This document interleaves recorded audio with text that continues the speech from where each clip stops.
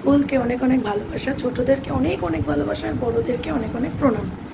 তো আজকের এই শুভ দিনে আমাদের বাড়িতে আজকে হচ্ছে দোল পূর্ণিমা পুজো, মানে নারায়ণ পুজো আমার শ্বশুরবাড়িতে। তো এবারে সকালবেলাতে ঘুম থেকে উঠে তাড়াতাড়ি করে বাসি কাজকর্ম সেরে আমি এখন যাচ্ছি একটু ভোগ রান্না করতে। ভোগ মানে কিছুই না সেরকম, জাস্ট একটুখানি পায়েস, মানে পরমান্ন যেটাকে বলে, সেটা একটু দেবো, সেটা আমি রান্না করব, আর ঋষি একটু ঘরোয়া পুজো করে দেবে।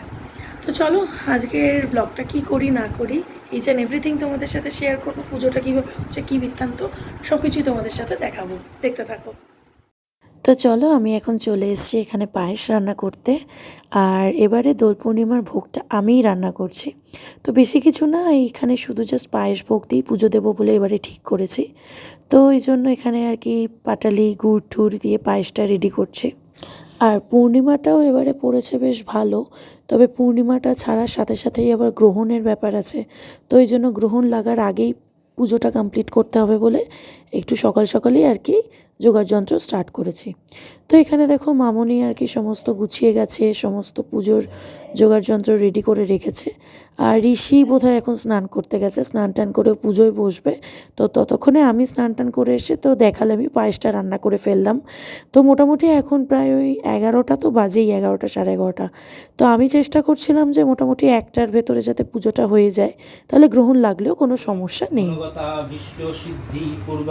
শ্রী সত্য দেবস্য প্রসাদ লাভর্তং স্কন্দ পুরাণীয় রেবাত খণ্ডক্ত সত্য দেবসাভিধি পূজনং কথা শ্রবণঞ্চং করিষ্যামি।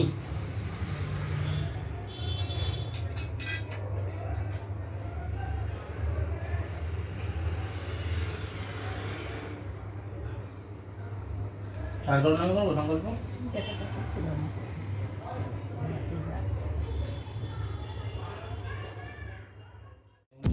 আমি হই সুনদীয় সত্যনারায়ণ, আমারই পুজিলে হয় দুঃখ বিমোচন, যজ্ঞ আদি তপজপে নাহি প্রয়োজন। ভক্তি করি মায়ের পুজো হবে দুঃখ নাশ, অভক্তি পুজিলে হয় তার সর্বনাশ। বীজ বলে তুমি যদি দেব নারায়ণ, দেখাইলে তব রূপ প্রীত হবে মন। নারায়ণ নিজরূপ করিল ধারণ, জন্মার্জিত পুণ্য ফলে দেখিল ব্রাহ্মণ। ইন্দ্র আদি দেবগণের ধ্যানে নাহি পায়, সেই পদ দেখিল দ্বিজ অমনি হেলায়। শঙ্খচক্র গদাপদ্ম চতুর্ভুজধারী, কোটি দেশে পীতাম্বর যাই বলি হারি। ভাবেই গদগদ দ্বিজ নেত্রে অশ্রু ঝরে, অচেতন হইয়া পড়ে। তো ফাইনালি এখানে ভোগটা তো বেড়ে দিয়েছি। আর এই যে পুজো মোটামুটি অর্ধেক তো হয়েই গেছে, এবার ভোগটা জাস্ট নিবেদন করার পালা, তারপরেই হবে আরতি। তো তোমরাও দেখতে থাকো, আমিও তোমাদের সাথে শেয়ার করতে থাকি।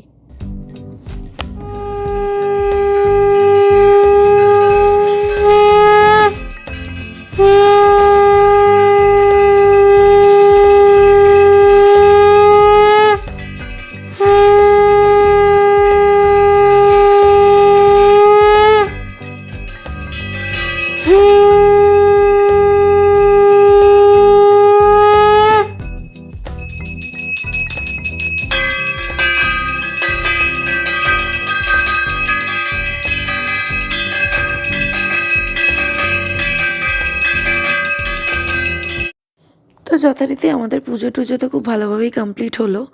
তো দুপুরবেলায় একটুখানি খাওয়া দাওয়া করে ঘুমিয়ে পড়েছিলাম। তো সন্ধেবেলায় দেখো কি সুন্দর করে এই চাঁদটা আর কি দেখতে পেয়েছি। তো ছাদে উঠে এটার ভিডিও ক্লিপসটা তোমাদের সাথে নিলাম, তোমাদের সাথে শেয়ার করব বলে। আর একদম মানে চাঁদটা লাল হয়েছিল, মানে যেটাকে রেড মুন বলা চলে।